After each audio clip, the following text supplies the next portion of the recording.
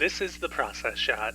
I'm Michael. I've got some splaining to do, and I've seen Lucy and Desi, a new biographical documentary feature from director Amy Poehler.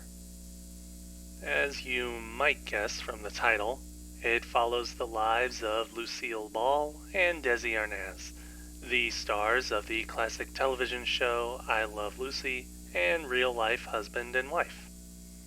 The movie looks at their respective upbringings, their entry into Hollywood stardom, how they met on the set of one of those film projects, their entry into television, and most of all, the influence and legacy that their work set for them and for others decades after the fact.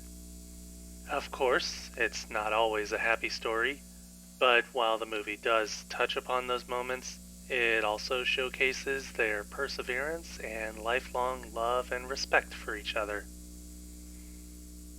Given the subject matter, the movie makes a great use of archival material dating back almost a century, though that's not as impressive a remark as it used to be. Anyways, it mixes this with narration from interviews, footage of which we also get to see. Though seeing and hearing people who worked with the two central figures isn't quite as impactful as it could have been.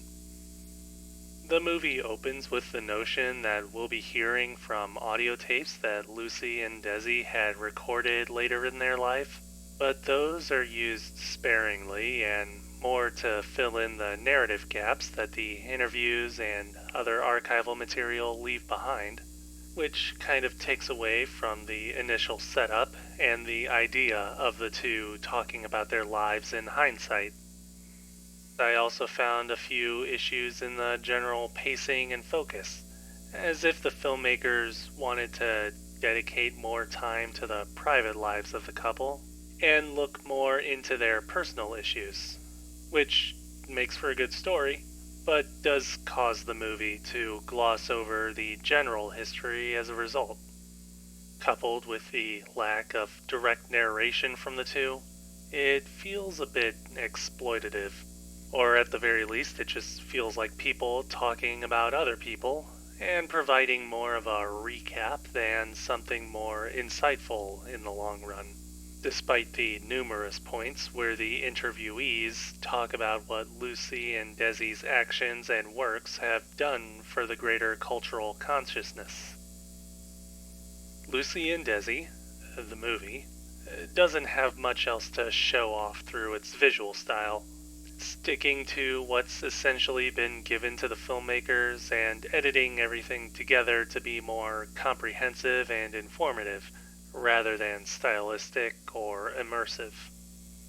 It almost works against the film in a way, at least where archival material is concerned, as there are a few points where photos or films are presented for only seconds before cutting away to something else.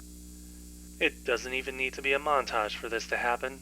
It's as if they wanted to cram everything they could together and succeeded. In any case, the overarching structure at hand isn't too bad, keeping an eye towards presenting a linear narrative and only branching out whenever a proper thread can be creative, rather than whenever it feels like doing so. It's respectful of the subject matter and doesn't tread too far away from them, which is a bit limiting when it comes to presenting other context to define the era. But then again, the point isn't to give the viewer that sort of history lesson. It's to give two figures important to American pop culture a chance to have their story told and their legacy preserved. Though I still would have liked it more if they were the ones to tell it over others.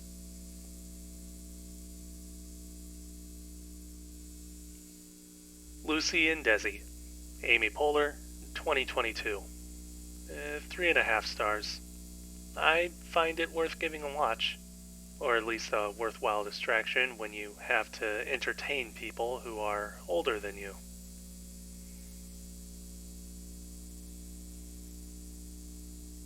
That's it for me. If you like this review, leave it a like. If you have something to add, leave a comment. Subscribe to the channel for more reviews. It's kind of a shame that the movie is pretty much just talking heads, mostly because there's not much I can talk about when it comes to, well, most things about movies. I mean, sure, it's informational, but then you could just listen to this instead of watching, you know?